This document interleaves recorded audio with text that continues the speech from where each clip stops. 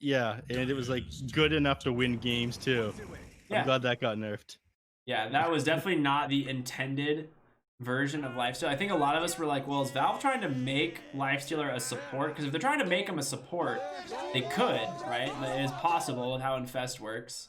But Sh the zero APM gameplay, I don't think is the yeah, way to do it. yeah, that's just a not super fun interactive way to play Dota 2. 5 seconds remain. Maybe if you could cast your spells from inside on the Infestor, they did something else. That'd be cool. That's a shout out to a Han hero, I believe, known as Empath. She would infest her heroes, give them buffs, and could still cast their spells. There's a Lifestealer.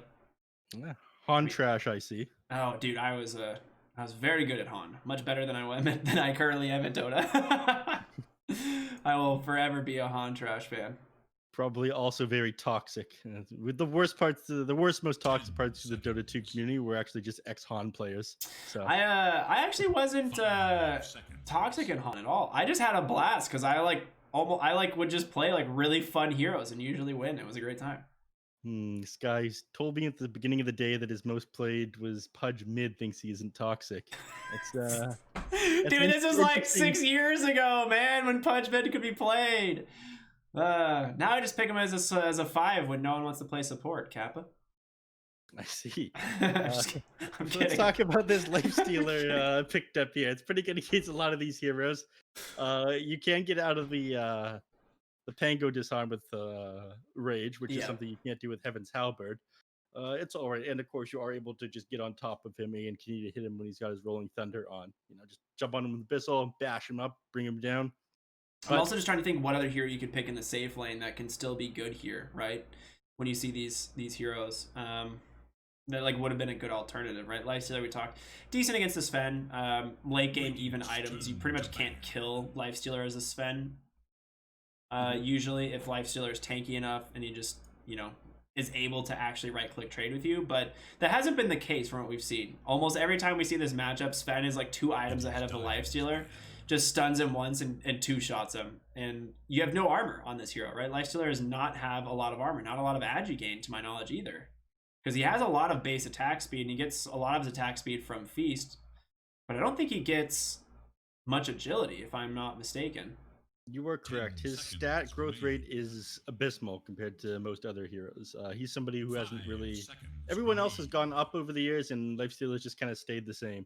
So we see heroes with like 4.8 strength growth rate, or we see Nature's Prophet who's got like 3.6 agility even though he's an int hero, and then Lifestealer is just sitting like 2.4 strength, like 2.2 agility per level. It's not great, and that's one of the reasons why you need tons of items to come online with him, because his abilities don't do damage. His stat growth rate isn't that good. Your only way really to succeed is to get tons of items, get ahead, and I guess rely on the fact that you have that internal lifesteal in the form of Feast and Open Wounds, and that I guess built-in BKB in the form of Rage. Yeah. It kind of makes me feel like Rikamaru is one of the... It has the lowest stat gain of any hero in the entire game. 1.4 agility, right? I mean, all of his stat gains are abysmal. I'm pretty sure every single one of them is sub 2 or something. Like, it's so bad. He if like any other hero at max level, he's missing something like 35 total stats compared to the next lowest hero or something. It's actually insane how low his stat gain is.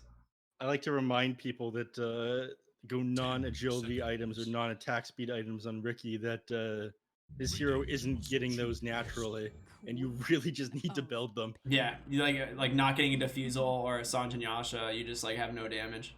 Like you go phase boots or you go a crit or something like that afterwards. You definitely need that agility or attack speed item. Yeah. Despite being Ricky, you think would attack pretty fast, you're just not. No, he has the lowest agility gain of any agility hero and one of the lowest in the game. Yeah. I think he's like bottom 5 lowest in the game. Yeah, it's Tiny at 0, Skywrath Mage and Undying at 0.8. And then isn't it Jakiro down there somewhere too? Jakiro, maybe Pugna. I don't quite remember. They're all so bad. Yeah. Make the ultimate all right, so they get the favorable mid lane matchup. Chris Lux Puck into 40R's Queen of Pain. I know we kind of like talked off the draft for a moment, but this is like such a standard counter pick, right? If you see this Queen of Pain in the mid lane and Puck is still available, there's just no reason not to pick it up. This is like one of the classic skill 1v1 matchups. Are you seeing this parrot really quick? Not anymore. The what? Dude, it is just flying so slow in a circle and just sitting in front of Puck. Sorry, it was really funny. The what? The parrot from Pangolier. Oh. Are you seeing that? I was more so watching Pango Sword earlier, just going through Witch Doctor. Oh, the parrot just flying so slow. But yeah, continue your thoughts. Sorry, I was no worries. It's like the old skill 1v1 matchup because you can dodge like a lot of the things out from both heroes. If you're bad, you don't beat Queen of Pain. If you're bad, you can't beat Puck, like that sort of thing. But in this case, it's the ping matchup. Both of them are on like 100 to 200 ping. The daggers are going to come out onto the Puck, and it's going to be like either very, very quick reflexes or your internet spikes and you're not able to dodge the dagger anymore, and then you just lose the lane. That feels bad. Yeah, that is a good point. I mean, this matchup definitely does come down to it is a high skill matchup, right? If you do miss those dagger dodges, then Puck loses the lane. Queen of Pain also cannot afford to overextend too, because if she gets caught out, pretty easy kill for Puck. I mean, it goes from talking about them being skill matchups and like this is pro level Dota, so it's just like a don't be bad and miss the dodge sort of matchup instead. What I've been seeing usually in this matchup is the Queen of Pain just goes for that Scream of Pain level 1 and just shoves the lane as fast as possible, try to get to an early level 2. See you later, nerds. And then deny creeps under the tower against the Puck, right? I think that's like the best you can hope for, but you do have Illusory Orb from Puck as well, so yeah, pretty easy to counter push. That was something, he's got to be careful spamming out that one. That was something we saw earlier today in, who was it against TCNC? It was Baker? Yes? Game number... Yeah, I think it was. Quincy Crew versus Infamous. We're the 13th today, right? That seems right. Yeah, it was Quincy Crew versus Infamous was this morning for sure. Yeah. And in that matchup, the Puck had, I think, died once or twice because he was using his Illusory Orb to secure farm, shove out the lane, harass Void Spirit. When that's on cooldown, you make yourself susceptible to being gone on. What some people have done, what I see Leo Style do quite often, is when he's in that sort of matchup where he needs to be able to escape with the Illusory Orb, or he's not sure when the enemies are ganking him, he uses Waning Rip to harass and secure CS instead, and we'll max that out first, and always just keep his Illusory Orb off of cooldown. No, he's just unfair. Resolution. All right, into the game we go. This is game number 2 here between Beast Coast and Team Brazil. Obviously, Beast Coast took game number 1 despite the confident words of Team Brazil's manager. He's gonna fix this by, making me play pause 1, which is one of my worst roles, and I'm probably not quite a little bit more than half the MMR of these players. They're at close to 5K. Some of these people are like 10K. That's whatever. Yeah. I mean, it's just MMR is just a number, right? I think that's the Twitch chat spam that we see all the time. Yeah. It's a social construct, Nice word here. The same one that we've been seeing so many times today. Chris Luck ran this in the last game as well, right off the side of the mid lane tower there. Giving him vision of the rune as well as that ganking spot from bottom lane. There's going to be Flea on the 4 position Sand King like we expected. King RD on the Venomancer. So for the most part, everything looks kind of what we expected here from the teams. Yeah. They are going an aggressive trial, not aggressive trial, but they're going an aggro lane with the Sven top. They do see Lifestealer, but they're trying to rotate out. I think. Do you want the Sven? Yeah, I mean, you want the Sven into the Lifestealer. I'm guessing. Is that what they're trying to do? I mean, Sven's gonna out damage the Lifestealer at the start. The benefit that the Lifestealer has in this matchup is higher base attack time, or better base attack time the Lifestealer has, and of course faster attacks with the Feast. So getting those attacks and harassing on the Sven between CS, but also like losing the last hits to the Sven because his base damage is like 15 higher. Top lane Flea, he did just TP up here. If they find this kill, Schofield trying to close it out, does have boots. Tossback would be really sick, but doesn't look like they're gonna find him quite yet. Just some harassment coming out. No. Flea actually opts not to commit that burrow strike onto the Tiny. I think he realized if he throws it and Tiny throws him back, he's just dead. Yeah. As tempting as it is to burrow strike someone under a tower, sometimes it's not worth it. The toss back into the Stormhammer. Ravage! Nice burrow strike there from Flea, helping set up the boy. Cask does come out, trying to do what he can, but no lucky bounce there.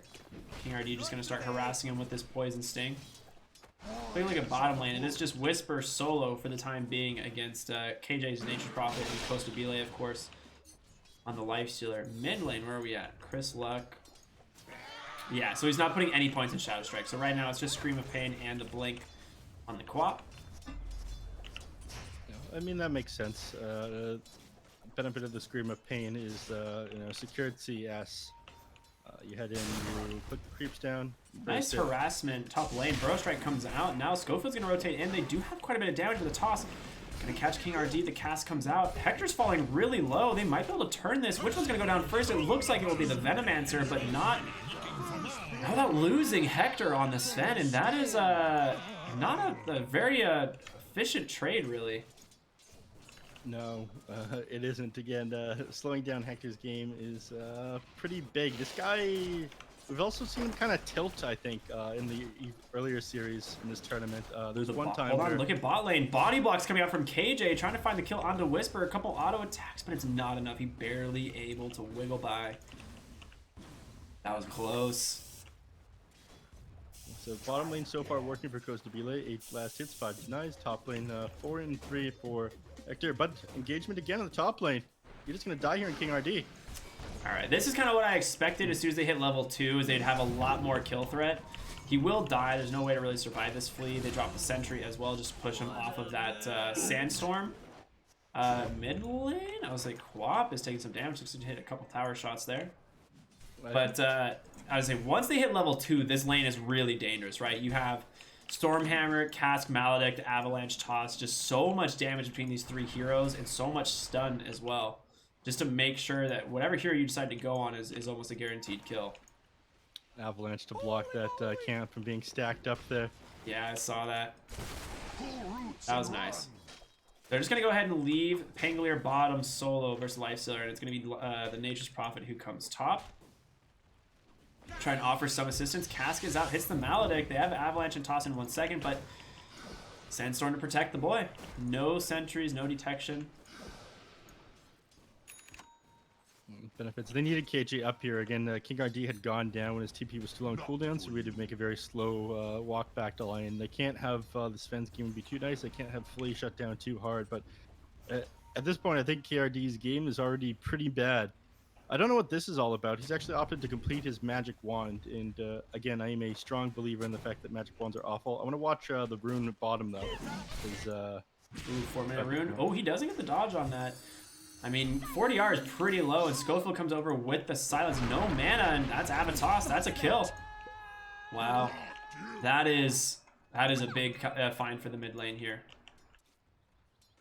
Gets the Invis rune right now as well, and that'll help him get fast to level 6. Once he has that, kills on Quap are going to be pretty free. Look at top. Stinger in a lot of trouble. Guess who's coming in? The Nature's Prophet to snipe a kill. He says, thank you, Flea. It's what they call support tax, but it's kind of weird when you support tax your other support.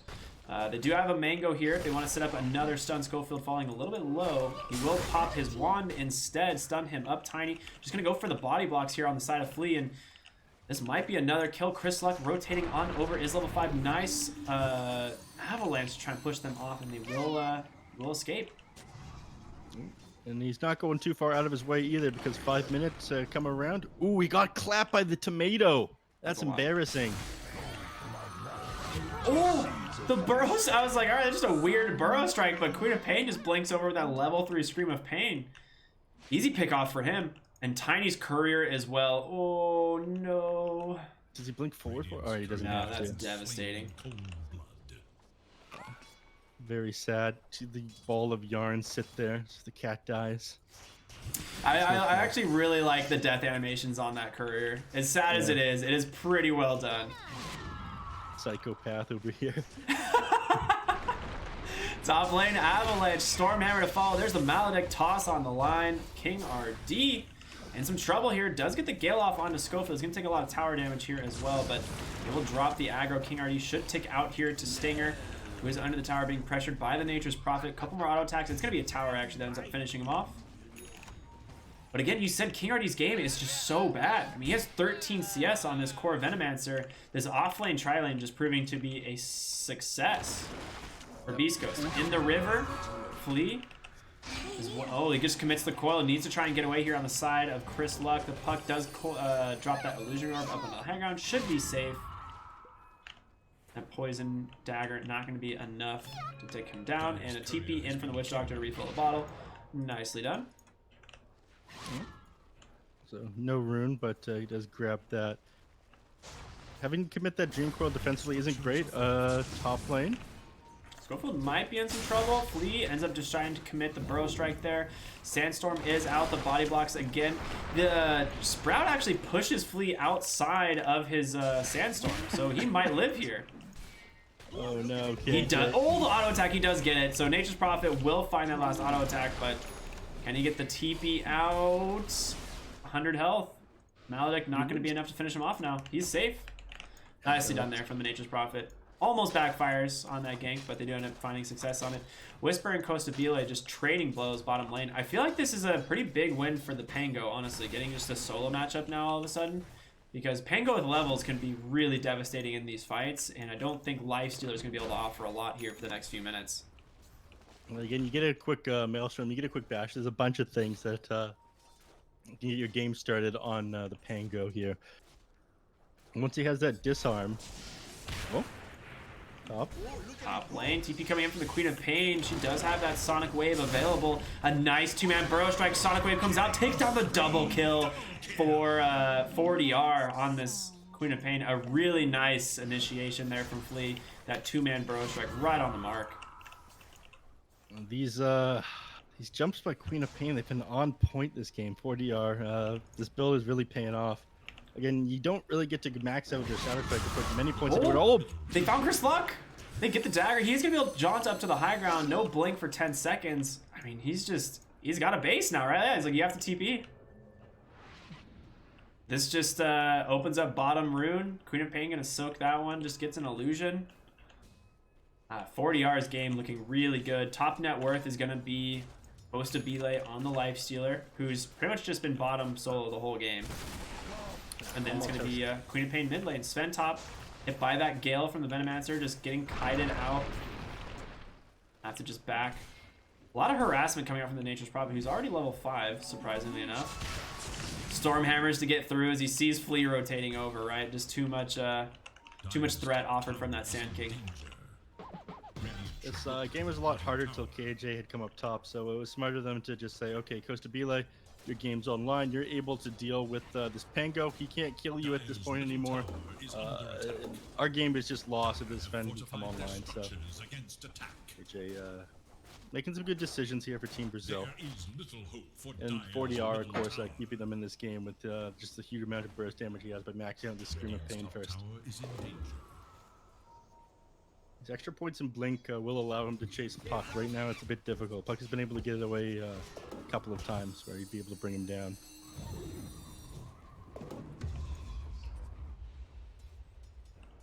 Mid lane Flea trying to get a couple of levels. He's a bit further behind than he'd like to be. Again, he's a greedy position 4 player. At 6 minutes, he definitely wants to have his... Oh, K1.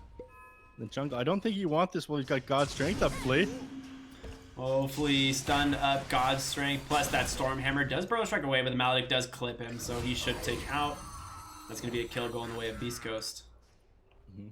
No way for him to really know that the enemies were up there. And he Bottom lane, chasing after Costa Vila. Schofield's the one who finds it. Rolling Thunder comes out, the Infest. Oh, what a sick TP in from the Nature's Prophet.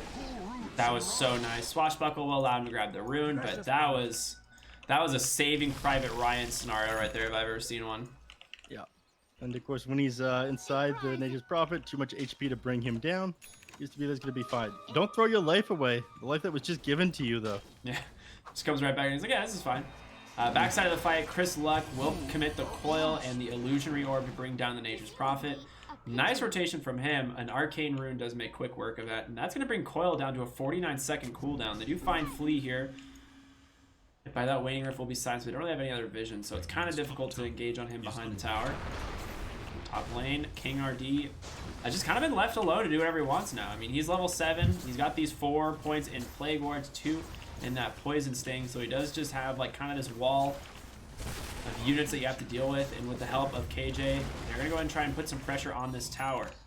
They came late. Catapult's already dead. This push is going to be much slower because of it. Yeah, and they can defend it too, and we're going to see that the TP up here from Whisper. Mid lane, it looks like they're trying to maybe set up onto Flea here. Yeah. They definitely can't kill Chris Luck at this point up until they get a little bit more disabled. Maybe the Blink Dagger on Flea.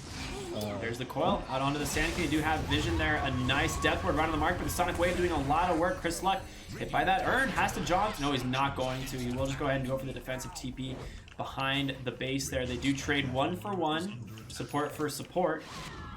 They manage to keep the tower alive. At the end of the day, that's the big objective. Bottom lane tier 1 tower being pressured by this 5th position Nature's Prophet. Tiny just trying to clear up these creeps, but here comes Costabile. He's got to be careful.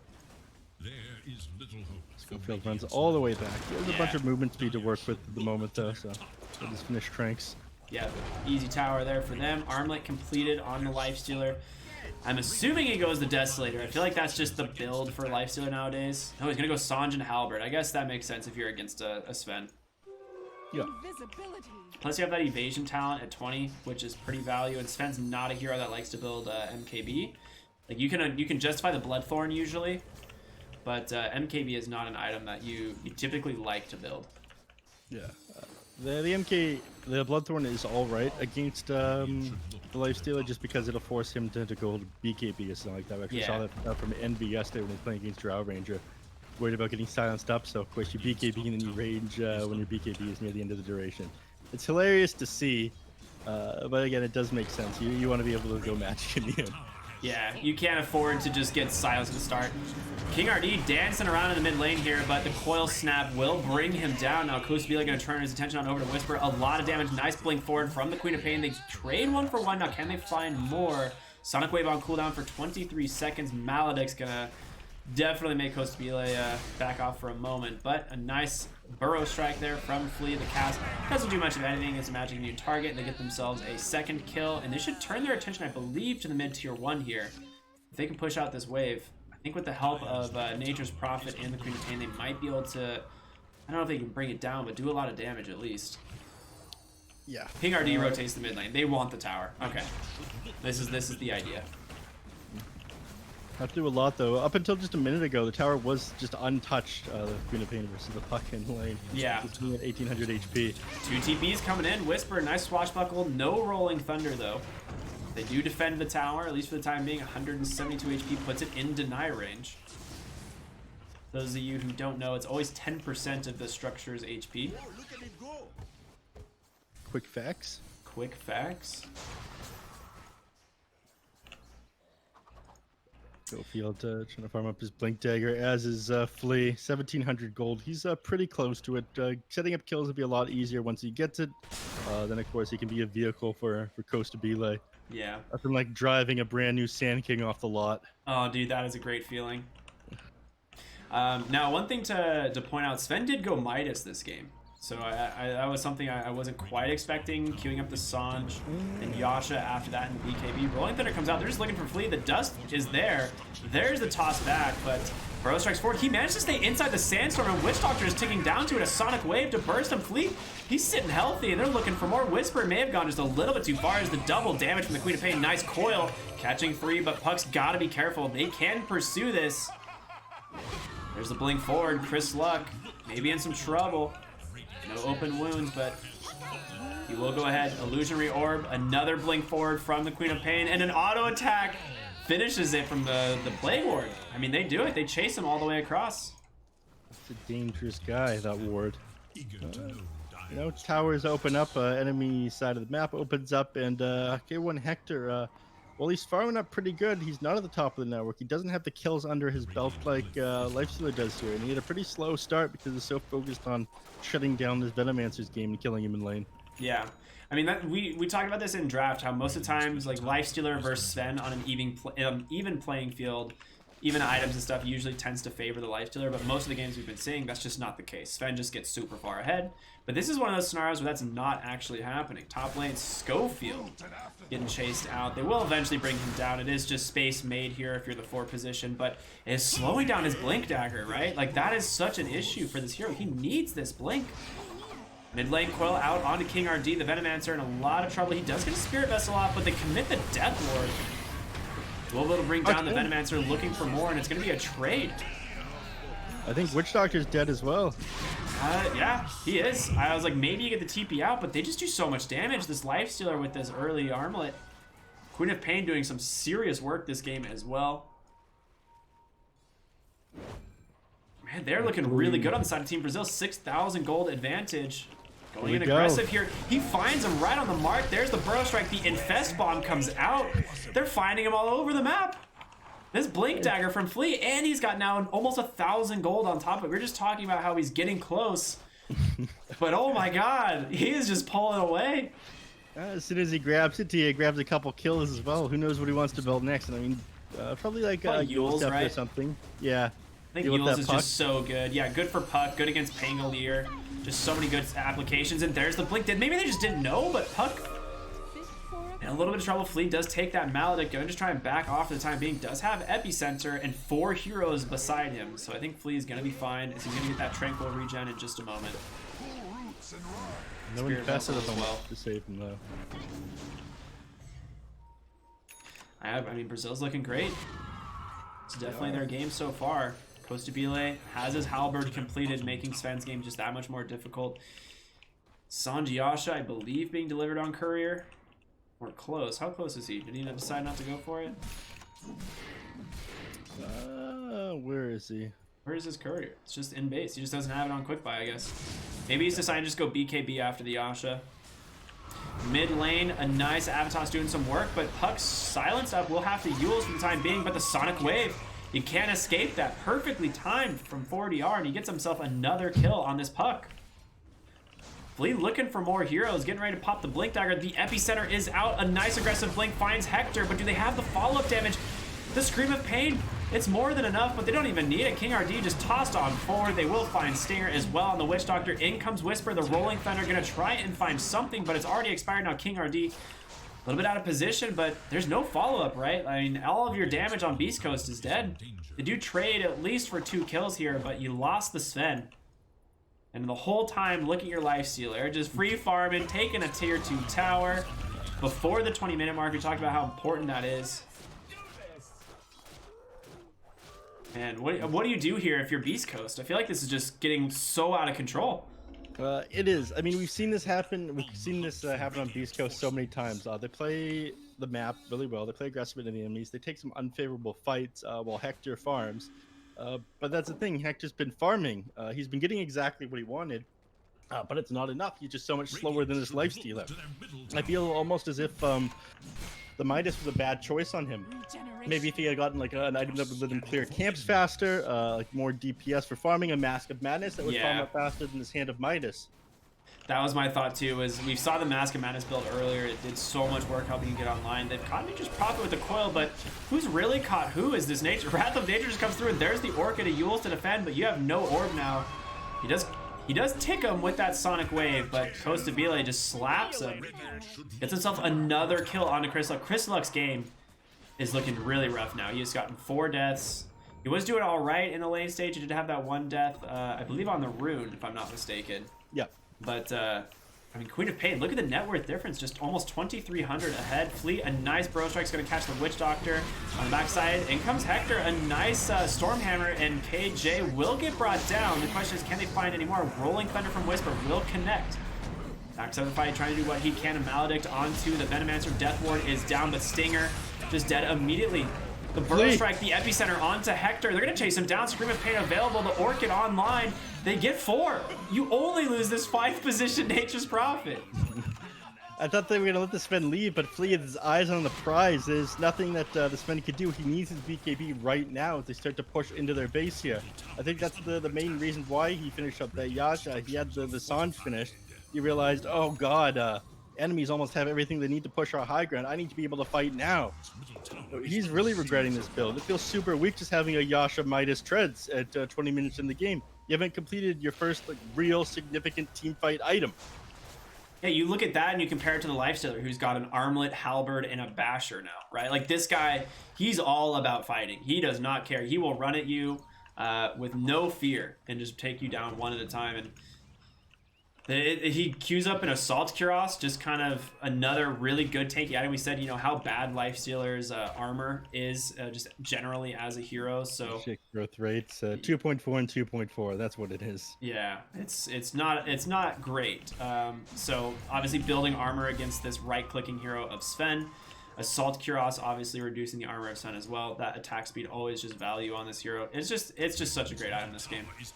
He wants Roshan on lifesteal, but I don't think he's got the damage. Yeah, it's like this is such a slow Rosh. Unless they have some other form of minus armor. They don't even have a medallion completed on the Nature's Prophet, so this is just not quick. They will get it eventually, but this is gonna just take a while. Open Wounds is like your only real sustain here to do this. They're gonna realize that they're doing this pretty quickly when they don't see a lot of these heroes in the lanes. Yeah. Pango tries his plate mail, but Pango needs to teleport now if he wants to get tested. Unfortunately, he doesn't. Nature's Prophet definitely does help, right? A lot of he pops the drums, like they do manage to bring it down eventually. Costa Vila grabs the Aegis. Bottom lane, Queen of Pain was kind of stalking in the trees there, looking for Pango to get caught out, as I don't think he has a defensive item yet. No, I mean, he's going for a Lotus Orb. I mean, can you afford to go for a Lotus Orb, though? I feel like it's going to take you a while. It is a really good Lotus Orb game, but... I don't really think so. I think it's just going to take way too long to get it at this point. He's got the Javelin complete. I think he needs to commit to whatever item he wants to finish with this. He needs to turn it into something. The MKB or the Maelstrom. He had an excellent game at the start. He got to 1v1 the Lifestealer, and of course means he doesn't get denied that much farm. But after that, it feels like he's made no real progress. Yeah. I mean, he's about even with Flea on this 4th position Sand King, right?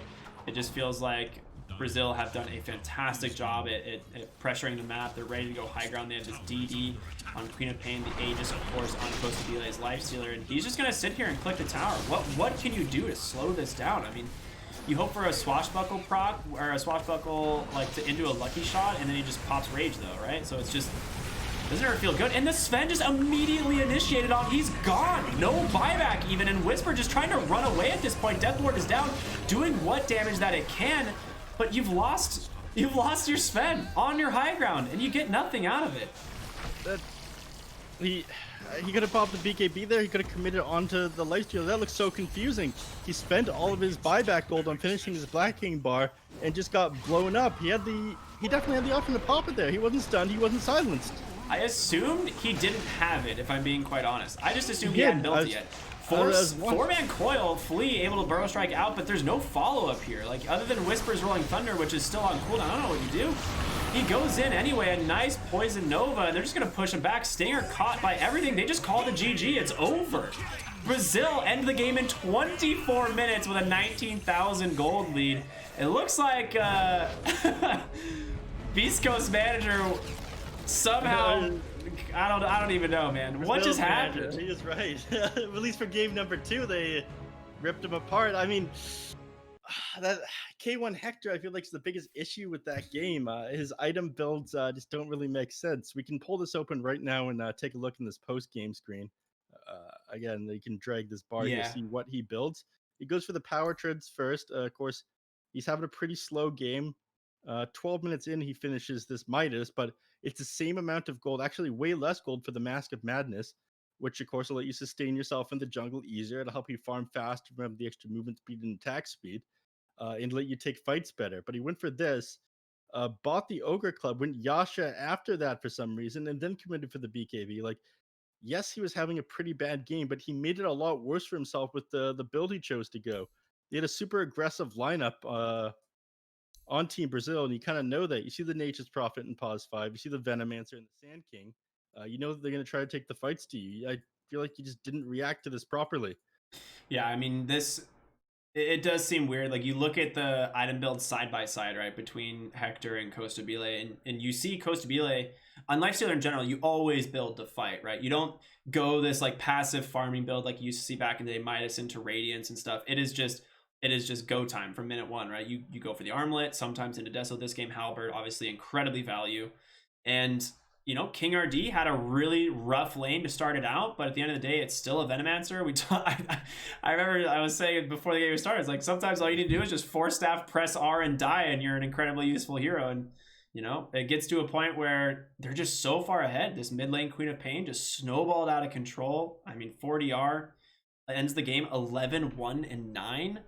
Costabile 7-0 and 5. Like, you're not going to catch these guys at this point in the game. They're just too darn far ahead. I think maybe just K1 Hector is tilting when he doesn't get this good start to this game or his early farm secured, and he's not focused up at that point. Doesn't build the right items to think about what he needs to do to win big picture. It's the second time I've seen him do this tournament. Both games are the ones that he's lost, and they've been like pretty devastating losses too. Yeah. I mean, not much more to really say about this. Congratulations, Team Brazil, tying the series 1-1. Definitely, I mean, taking a game off Beast Coast, who is right now the top of the standings in the tournament, is no joke. So really well done by them. We've got one more series today. I know a fan, typically one of the crowd favorites, 4 Zoomers versus Infinity Esports, should be a fantastic series. So if you've got your Zooms, get them out, get ready. If you're an Infinity Esports fan, get out here, show some love to the teams. It should be a fun time. I'm excited.